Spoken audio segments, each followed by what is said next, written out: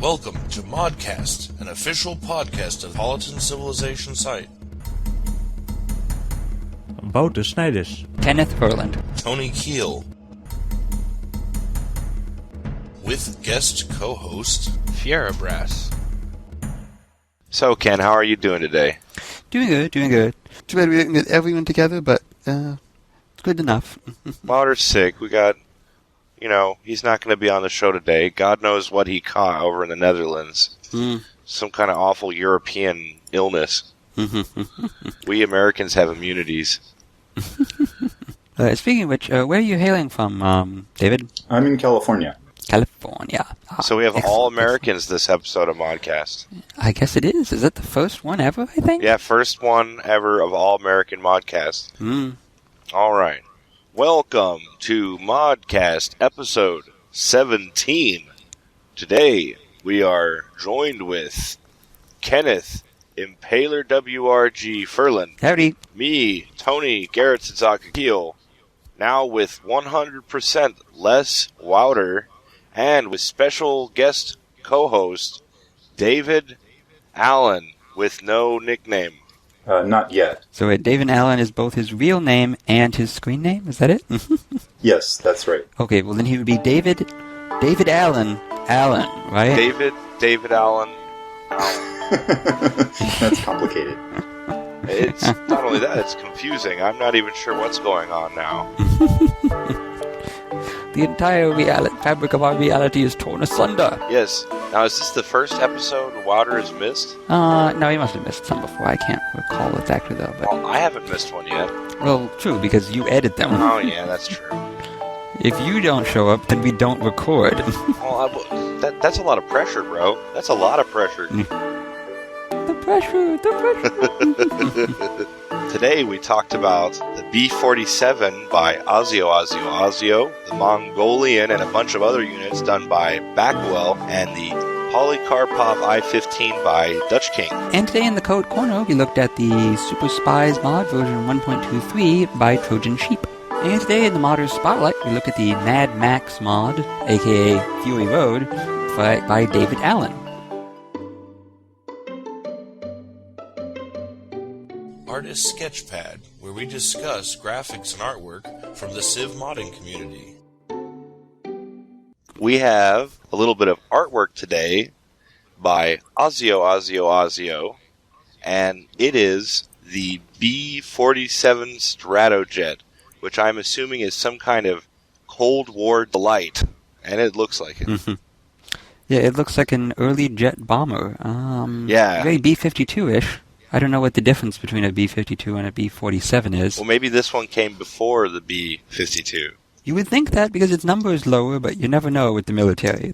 Well, the B-1 and the B-2 are the lowest numbers, but they're the really advanced. Oh, I say this one was introduced in 1951 and was retired in one of the variants in 66 and another one on 77. And they built 2,000 of them, and they cost $1.9 million. That's kind of cheap, but that's old school money, I guess. Yeah, that's not inflation adjusted at all. I'm sure it's not. $1.9 million. I have a jet bomber. Yeah, that's what like a one missile costs nowadays. I'm sure that's adjusted, but it's yet another nice air unit. I could see people using this in a Cold War type mod where it would be period appropriate, since it does sound like they were only made in a rather narrow period right after the World War I, kind of early Cold War. I wonder, has anyone made a good Cold War mod like that? That's what I was just thinking. Cold War mod. I remember the Cold War mod for Civ 3 was a lot of fun. In fact, I think it was the last mod I played for Civ 3. It was a sweet, juicy Cold War mod. Yeah, I could see it be kind of a little bit like balance of power, the objects, like I push them, they push me, influence around the world, puppet states, try not to nuke the world or else everyone loses. Could be pretty slick. Yeah, I think so. And we also have a whole slew of units from Bakuel. These are some nice units. Yeah, he released a whole crap load of them. And the first one, I believe I mentioned, was Mongolians. And they look like they've got awesome Mongolian armor. And he's got a guy with a naginata looking thing. And yeah, I like the hair and the... What's a naginata? Naginata is a a spear with a twisty sword at the end. Oh, okay, one of those things. Yeah, a little vicious thing. And he's got a Ethiopian industrial age unit, so they got the Ethiopians with cannons and little pop guns and grenade throwers. Yeah, I like the very different uniforms he's got. Oh, yeah. A lot of units you see are just like, okay, it's the exact same guy, but you just gave him a cannon or a gun or a grenade. These look really diverse. Yeah, they all look the same ethnicity, but they have widely different uniforms, and I believe we've criticized some people for the clone syndrome or whatever we'll call it. Yes. Clones is a whole different set of mods. Yeah. And then the rifleman's even got like a little ceremonial curved sword there on the side. Little touches like that. Very nice. Oh, the Aztec age units, they really remind me. One of them reminds me of medieval Total War Kingdoms, and because you can play the Aztecs in that game, and these look freaking awesome. They remind me so much of that game. Have you played Total War Kingdoms? No, not myself. But which unit is it that reminds you? The one in the chariot reminds me, and the one on the horse reminds me of it. Especially the one on the horse with the panther head mask coming over. Oh, yeah. That's really nice. That reminds me very much of the one that was released with BTS, the Mesoamerican type knight. It was kind of the mounted knight like that. Nice. And they've made it a little more Incan specifically rather than just Mesoamerican in general, which is nice. And I love the Aztecs. They have those weird swords they carry that are like a big piece of wood with little bits of obsidian down the edges. Oh, yes, the obsidian sword. Yes. I think there's an obsidian spear looking thing there, that too. is. Look on the spearman. Cool. That would hurt. And the stone axe for the, I assume that's the warrior, or is it the scout? I'm not sure, but it's a nice stone-looking weapon there with a stone head. Oh, yeah. I love that. I don't know if they had crossbows back then, though. They got one guy with a crossbow. I don't think the crossbow was ever developed in the New World, so... They had bows, though, right? They must have had bows. Oh, of course.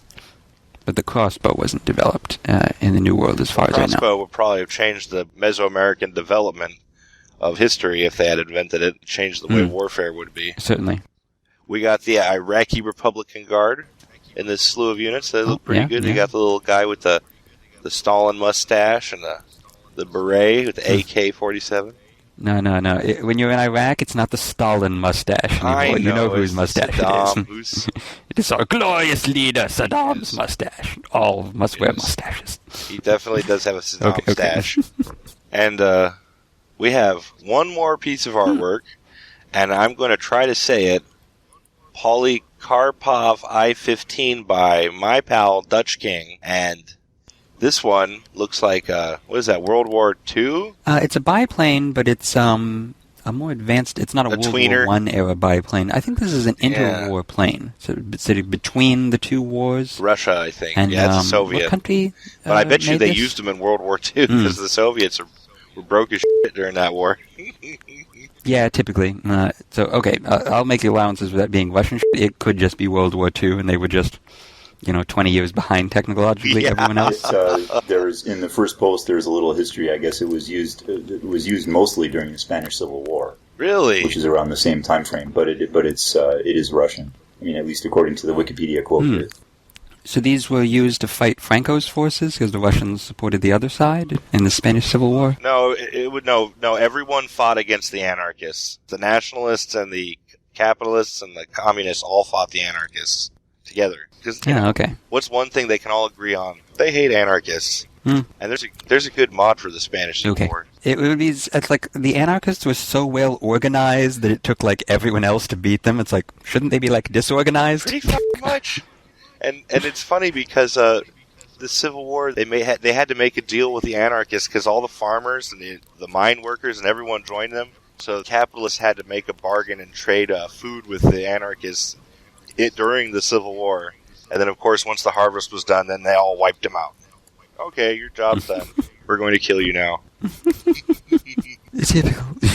Okay, but it's pretty slick. It's got the propeller animations, the shadowing effect there. I think the skin could use a little bit more work. I mean, you see a little bit of like a line effect. I don't know if that's on purpose, but That's a little odd to me. He probably needs to turn on anti-aliasing on his computer. Maybe. Yeah, like, is that screenshot with all the little lines on it, is that like his monitor breaking down? Because my monitor at work does that. No, those little yellow lines are probably the fighter range area thing. Oh, okay, yeah. But, the texture, maybe, the only thing I could say is I don't like the way the lines are on the texture, the little lines, but I think that might be just the way his monitor was set up when he took the screenshot. But it's a neat little plane. It looks pretty awesome. Yeah, I think I remember fighting these things when I played Panzer General. That's old school style, Ken. You played Panzer General? Yeah, well, I like my old school games. We're gonna party like it's 1993. Yeah, you realize we did just make a remake of a game that's 12 years old, you know? Yeah. Over here, you know?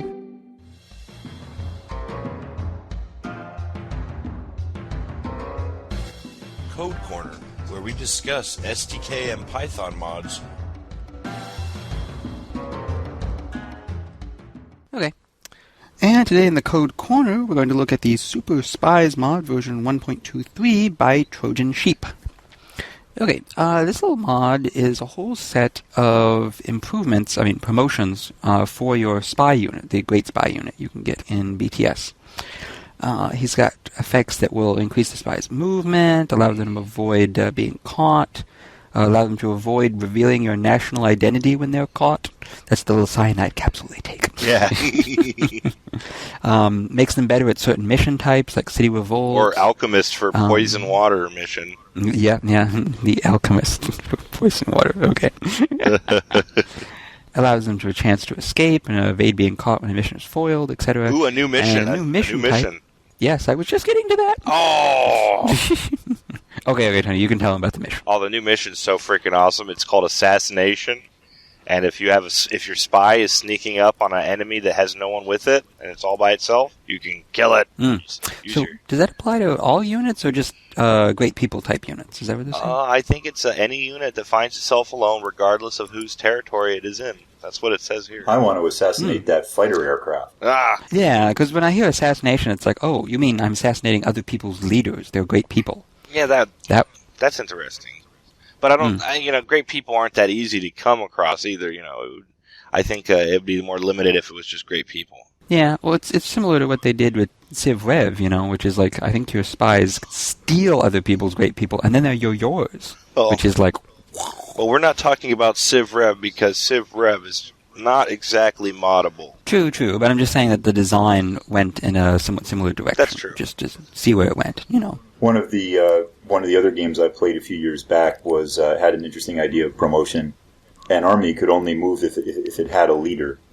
So what you could do is, if there was an enemy army coming towards you, you could send a spy or an assassin to kill the leader, and the army would still sit there. It could defend, but it couldn't go anywhere more until the owner brought up a new leader to send it on its way. So you had to make leaders as a separate unit. Or I guess when you made an army, it came with a leader probably. But then you could say, "Oh, I need a replacement leader." Make one and then send it out and fuse it with that army. And you could, so you could have, if you wanted to split an army in two, if you had a big stack and you wanted to split it in two, you had to make sure you had enough leaders to be able to split it. So it kind of added an element. That sounds pretty interesting. So maybe if it was a military unit, maybe just making it motionless for a while might be better than saying, here's one assassin who's going to wipe out that infantry brigade. Yeah. That's a little bit better. I could see that working. Or maybe temporarily just lower their stats. So that they take half damage. So they're easier, they're disorganized now or something. And if I was to attack now, I would take advantage of the chaos I had sown, and they would be wiped out more easily. But you couldn't do it. You couldn't do it multiple times. You couldn't just, I assassinated them twice and now they're dead. That'd be dumb. Speaking of this mod, though, there's another promotion called Escape Artist that allows a chance for the spy to escape once they've been captured. You can get the spy back even if they got captured. No, if they've been foiled. So it's first mission is foiled, and then there's a roll for capturing the spy after that. And this helps with it. The second roll. It doesn't help the first roll. Well, they have something else that helps the first roll. But this is Spies, I've used them, but I think this really helps Spies be more interesting, more fun. Unfortunately, aren't we up to 3.17? Because this says 3.13. what version of Civ it's for? Yeah, he hasn't updated all right, it for Trojan Sheep. Later in the thread. Trojan Sheep, Oopsie. update your mod. It looks fun. Page 9, actually, of the thread, I guess the mod started in January, it looks like.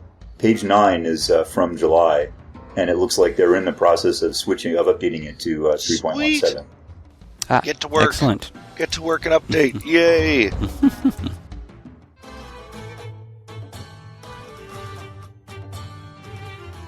Modding Spotlight, where we discuss and examine a particular mod out of the Civ 4 community.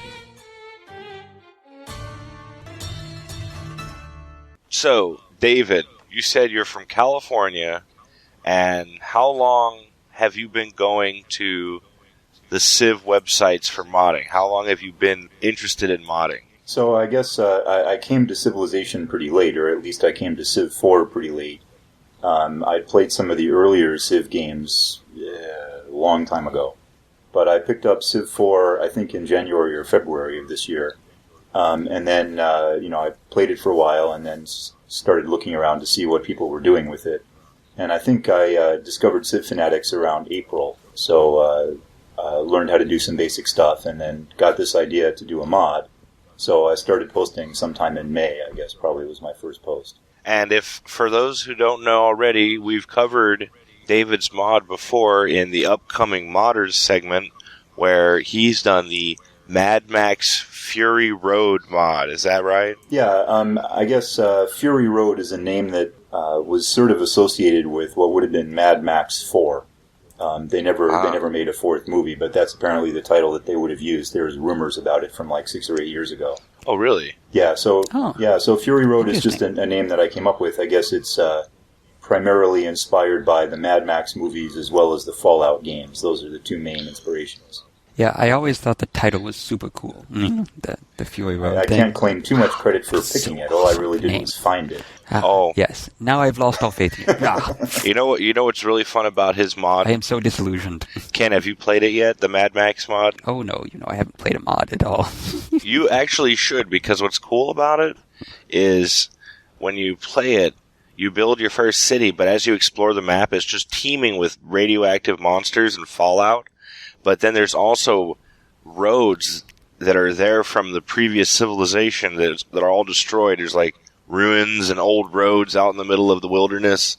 It's really cool. And I think I noticed that radioactive areas spawn monsters, so is that true? There's a few kind of wild animals around, like wolves and things like that. But there are a couple of, I call them radioactive monsters, like giant spiders and things like that.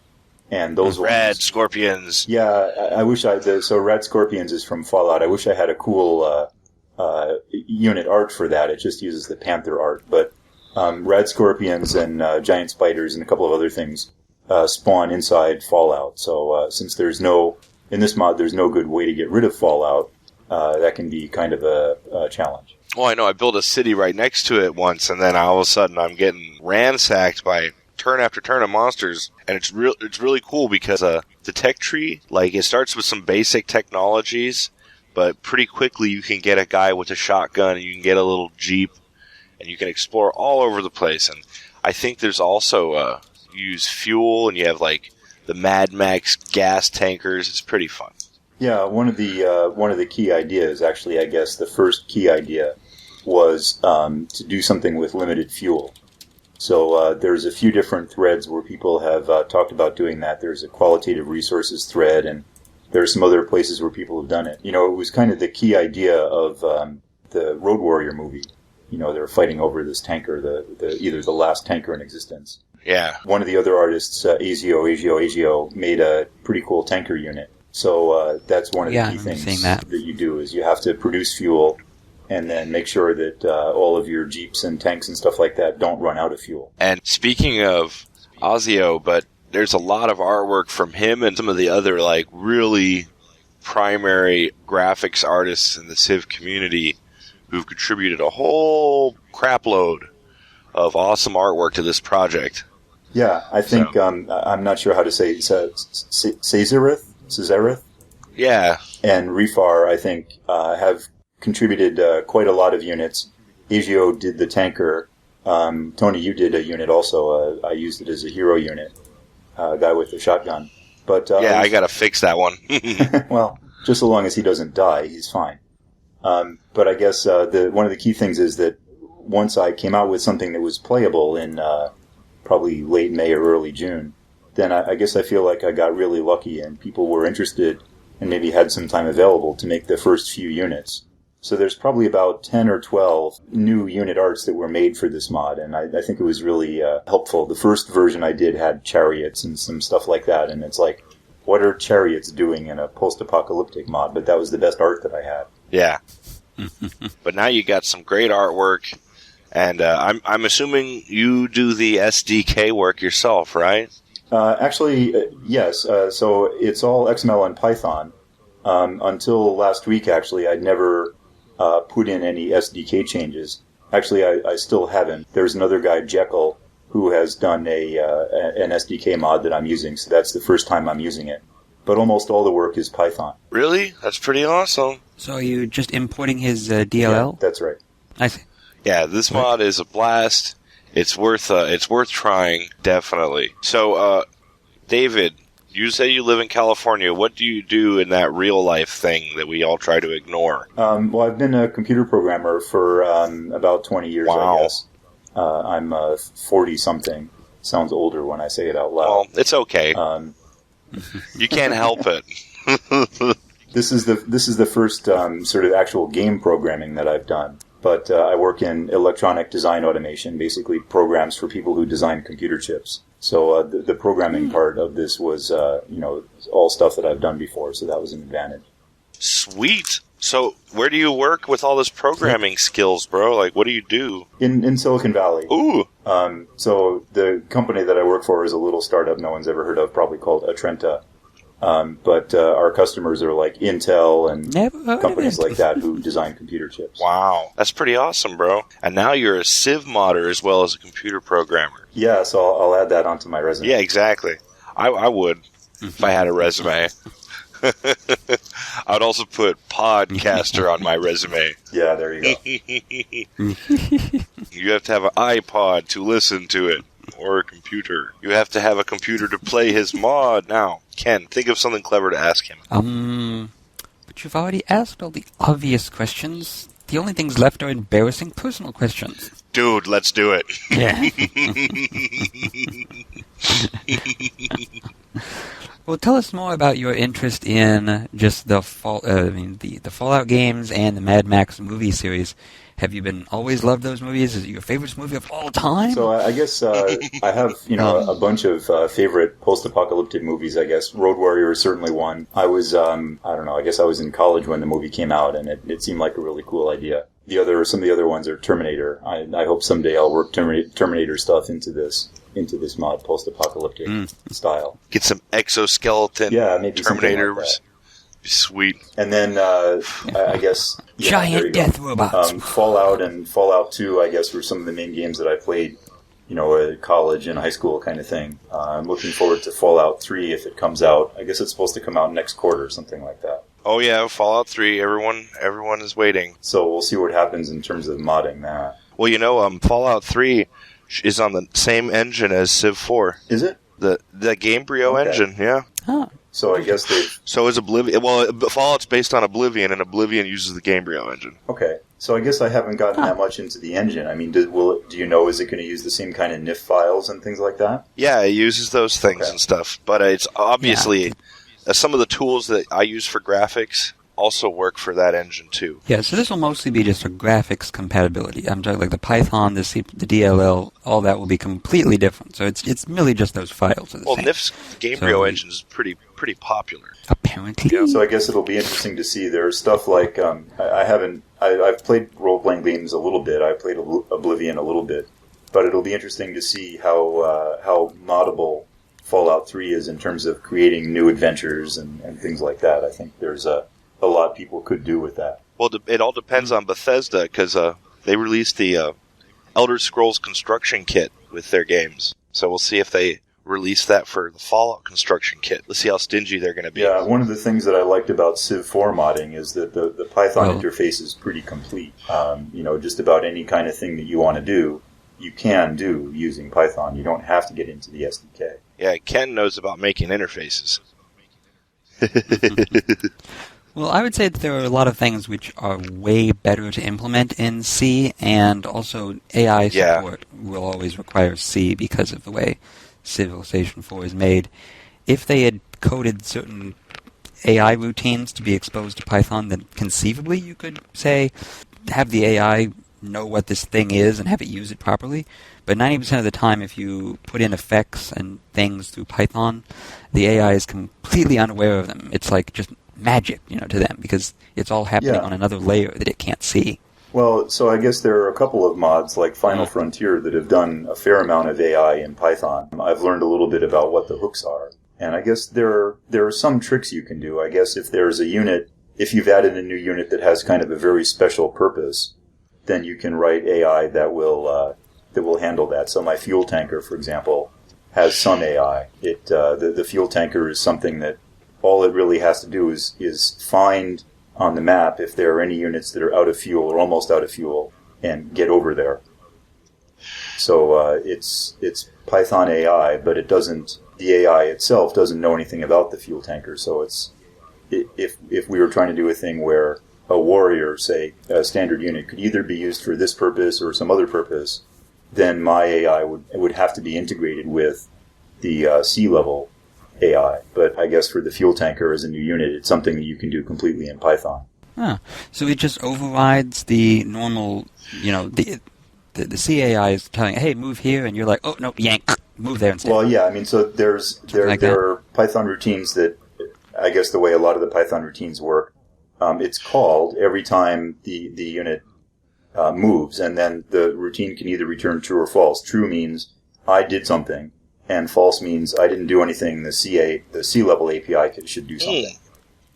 Interesting. So with the fuel tanker, it's easy enough. The fuel tanker AI that I wrote always returns true. It always does something. But there are other examples, like I've recently added something that the mutant animals, like the giant spiders, will occasionally eat your farmers. They can pillage certain improvements.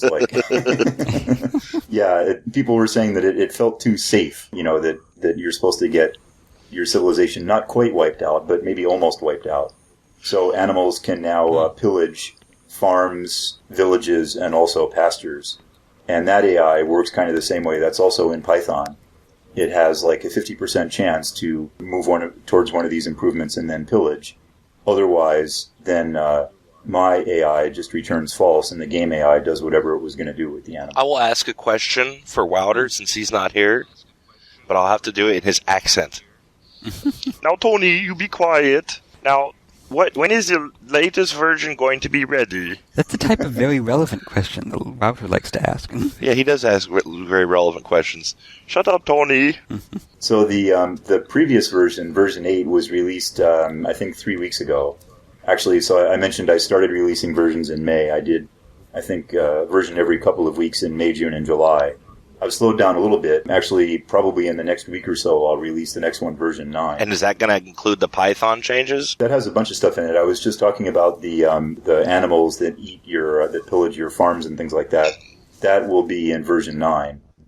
There's some other stuff, so probably in the next week or so, I'll release that. Sweet. So how much graphics do you have left for those artists who might be listening and wanting to help out? How many graphics do you have left to do? Well, so there's stuff I need and there's stuff I want. There's a lot of stuff that I want. You mentioned a little while ago about the Radscorp. It's basically a huge mutant scorpion. Yeah, we definitely need a it'd scorpion. It'd be really cool if somebody did that. But I talked about that a little bit with Refar and some of the other guys. And they said, that sounds pretty hard. Well, I know there's a few people in our community that who have the ability to do that, but most of them work for Kiehl. Yeah, so, I borrowed the giant spider. I think it originally came from Fall from Heaven. Yeah. And there's a couple other things. But there's a few, actually, I have a unit request post in my main thread at the Fury Road subforum. It's pretty easy to find, and I keep that up to date. But there's some things like, there's a few units that haven't been updated. I have something, like I have a standard fort building that you can build. And there's the castle is used in the mod also. So those look medieval. They don't really fit in. There are a couple of buildings like that would be helpful to have. Yeah, that'd be cool. Well, if you look hard enough, you might find some artwork in the CFC database for that. I know there's a whole crap load of artwork in there that I sometimes just browse through for my mod too. Yeah, I've browsed through there a little bit, and actually a couple people have recently posted in the Fury Road subforum about other things that they've found. I've taken a few of them.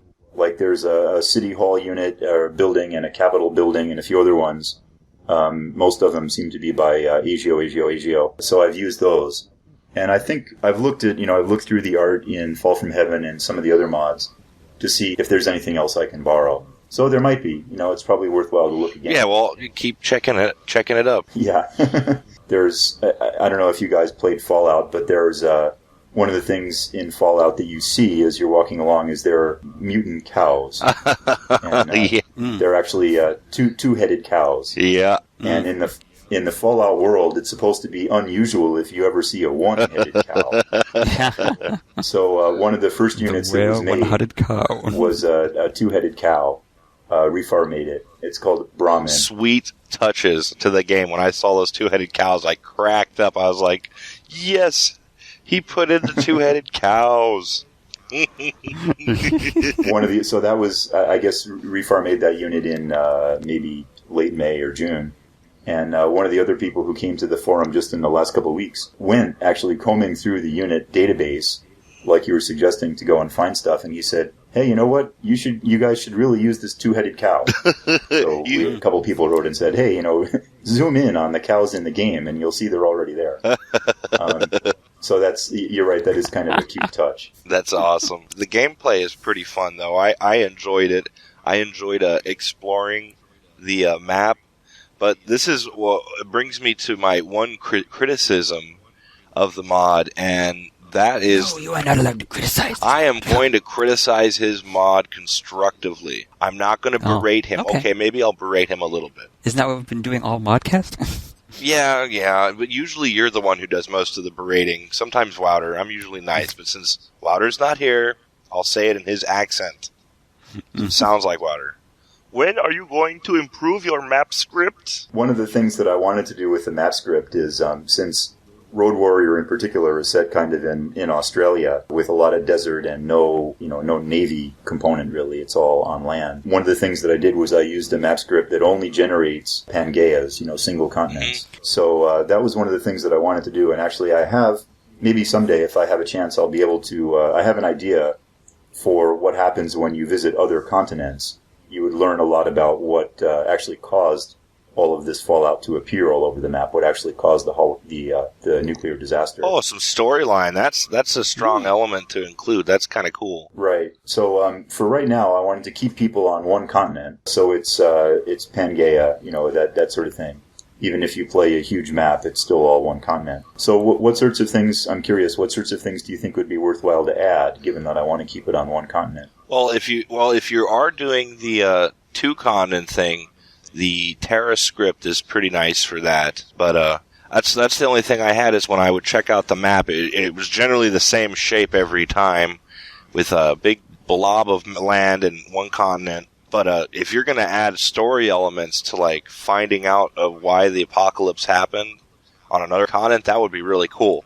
And you could even set it up so the other continent's completely populated with ruins. That would be cool too. Yeah, well, I don't want to give away too much, but okay. Hopefully it would be a good plot twist. I said possibly some areas that survived as well. I mean, that were less damaged. You mean like a civilization, well, maybe like the Amazon rainforest wasn't totally nuked because no one cared about it. So if you find it, it's like, oh, it's not a desert and it's not nuked. Thus, it's better than Australia. Yeah, that's true. One of the interesting things about this mod is I stepped up the amount of desert and stepped way down the amount of grasslands and jungle and stuff. So it's actually pretty challenging to get enough food to expand really well. But it definitely feels like it's in a desert. At least that's what I was aiming to do. Sweet. Well, I just love the fallout everywhere. That's awesome. It just generates fallout in this map script. Generates ruins. It's a lot of fun. Now, I have berating. Okay, go berate. Berate him. tell him what it's pronounced Pangea. Is it really pronounced Pangea? Because that's why I thought it was Pangea. Yes, all right. Not Pangea. That would be the all gayness. Apparently. Yeah, I was going to say, is that like a gay bar name or something? What do you call that red fruit that people eat? You know, the one that they make ketchup out of? Oh, tomatoes. Or tomatoes. Yeah, those. Tomato or tomato, I guess it's optional. But Pangea is the only correct pronunciation.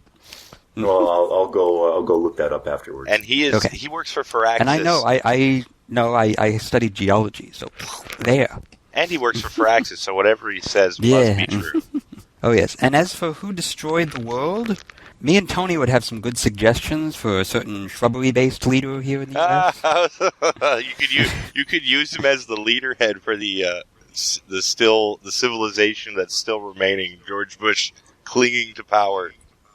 No, I think he would completely destroy whatever civilization he was part of. But well, maybe you could ultimately assign all the blame for nuking the world there. You know? No, he'd have warriors with clubs with night vision goggles. One of the first posts that came on the subforum was from a guy, Jabby, I guess his name is, his screen name. And he listed, 10 different things, 10 different causes of what might have caused the apocalypse. And one of his guesses actually turns out to be right. I didn't say which one.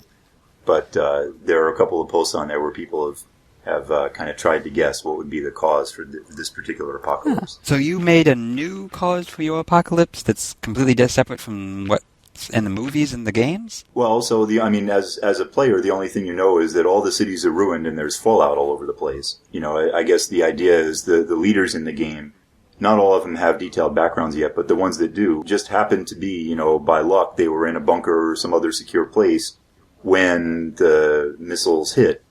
And that's what they're trying to build back from. So the people who are the leaders and the people in the game really don't have any idea why all the missiles went off. They were never able to find out. And they just search for and try to figure out. Is it like a puzzle you go through in the course of the game as to discover? No, there isn't. That's not really an element in the game yet. It's just I have, with the idea that I have in mind, there would be some units that would start to show up in the late game that would, sort of clue you in as to what actually happened, why this apocalypse happened. But in the beginning, the main part of the game is just, try not to get your farmers eaten by the giant spiders. That's a difficult task, as the spiders are pretty vicious in this game. Yeah, one of the interesting things is that the beginning warrior that you start out with has about half the strength of the typical animals that you find, so they always get chomped. Yeah. That sounds pretty brutal. Now I want to ask you, I don't recall there being very much in the way of events for this mod. Since it's BTS, are you going to be creating custom events? So one of the early things that I did when I started making the mod was I cut out a lot of things.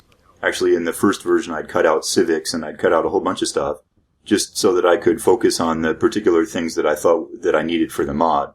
So I've added back most of them, but events I haven't added back. Actually, there's a thread on the forum where people have given, probably 30 or 40 different ideas for events. Sweet! Either using some of the existing events. A lot of the existing events don't really apply to a post-apocalypse kind of thing, but some of them do.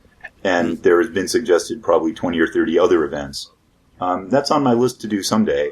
I guess as a player, I tend to focus more on having good strategy and good tactics and things like that. And random good luck or bad luck events to me kind of get in the way. Well, that's the whole point. I know a lot of people really like them. Events are there to throw a wrench into your works or perhaps help you out in an unexpected way. But a lot of the events in Civ 4. BTS could probably just be easily converted by changing the units that get affected and changing the flavor text that's spit out when the event occurs. Yeah, I agree. And, it's something that there's a few things that I particularly still want to do, and that's one of them. It happens to be that that's something that wouldn't involve interaction with the rest of the code, the rest of the mod code. So that could easily be a mod, if you want to think about it that way. Yeah, well. I tend to think of mod as events, random events, as kind of like icing on the cake. You can't just eat a pile of icing, well, I guess you could, but it's a little too sweet. But it's something that really only is good on top of a finished working product that stands on its own already. and then they add flavor on top of that and just kind of spice it up a bit. You are making me freaking hungry, dude. All this talk of icing on cake, and oh man, I want a piece of cake. So one of there are still a few things that I'm looking to finish up, and one of the big ones actually is leader heads.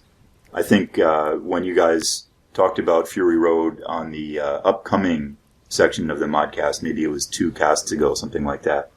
There was a little discussion about this, and we've done some improvements, but I've been trying to use all 3D leader heads, animated full-up leader heads, and there aren't very many post-apocalyptic ones. No. Indeed. And there's a lot of medieval ones and ancient ones and things like that. Leader head work is challenging, too. So I've been able to, actually, I've got 2 sort of, one brand new and one big reskin of some of the existing leader heads. So I've got a couple that look pretty post-apocalyptic now. Sweet. But I was able to take a whole bunch of background artwork and put it into the leader heads. So that's definitely one area where I'd like to finish. I'd like to do more. Unfortunately, it's not something I can do myself, to put in more post-apocalyptic looking leader heads. I guess there are a couple people who started work on some of them, and I've got 2 that are in now. Sweet. But it'd be really cool to have more. All I've got to say to the listeners is download this mod, and all I've got to say to all the contributors at the forum, let's get this post-apocalyptic mod done, because no one else was able to do it except for this guy. And it's almost done, so let's finish it. That's what I was saying. Yeah, this guy whose name we forgot. This guy, David Allen. He's the man. There you go. Maybe I should come up with a cooler screen handle so that it's not quite as cumbersome to say. Yeah, I was going to say, and also, using your real name on the internet just creeps me out. Well, yeah, that is weird. What's wrong with you, dude? Why are you so weird? Yeah, so why are you guys all hiding behind fake names? Are you embarrassed about what you're doing? No, we just worry about this thing called identity theft, but that's just me. Hey, if somebody else wants to steal my identity and update some new leader heads, that's fine with me. And buy a new car while we're at it. Well, yeah, that would be a problem. And how do we know it's really his real that's true. name? You could change your forum name to Mel Gibson. Well, one of the things that I wanted to do in the game, actually, is not have any specific copyrighted reference. So I don't have a unit called Thunderdome. I have a unit called Thunderbowl. It doesn't actually refer to Mad Max in the game itself. It just refers to Fury Road. Watch out. They'll stab you for copyrights. Yeah. They'll get you. Yeah, maybe. Or it could refer to Enraged Bob or something. I don't know. Yeah. Oh, also, my screen name is meant to strike fear into the hearts of my enemies. Call in today. In North America, the number is 301-637-7659. That's 301-637-POLY. In Europe, 44121-288-7659. That's 44121-288-POLY. You can Skype us at The Polycast or email us at polycast@apolitan.net. The only thing worse than being talked about is not being talked about. For more information on ModCast, our sibling show Polycast, or about Polycast in general, log on to the series' official website at polycast.apolitan.net. Here we are at the end of the show. We've had so much fun, and the time just flew by, and we now have to go to our crappy, mundane lives, not modding Civ, staring at a blank. Well, speak for yourself. Well, I'm just going to stare at a blank screen for a few hours. I'm going to play more Dwarf Fortress. Woo-hoo. I still don't get that game. I'm actually modding it, too. I believe it. I just still... You are smarter than me because of that game. I actually checked the forum and someone created a post. It's like, hey, how many other people here are programmers? And everyone was a programmer. Oh, now I get it. Great. And it's like, oh yeah, I've been programming for 6 years. It's like, okay, so it's like the game apparently attracts nothing but programmers because it's so freaking complicated. And yet non-linear and, kind of the way everything combines, it's very much that kind of mindset. Yeah. Well... Okay. Yeah, but we've had fun. Thank you, Dave, for coming on the show. I hope you had fun. Sure, it was interesting. All right.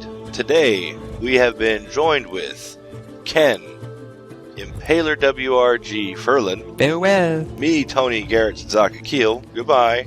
And with special guest co-host, David Allen. Okay, thanks for coming. All right. We'll see you guys in 2 weeks. Bye. Record date, August 17th, 2008. Sound clips copyright Civilization 4 and the Warlords and Beyond the Sword expansion packs.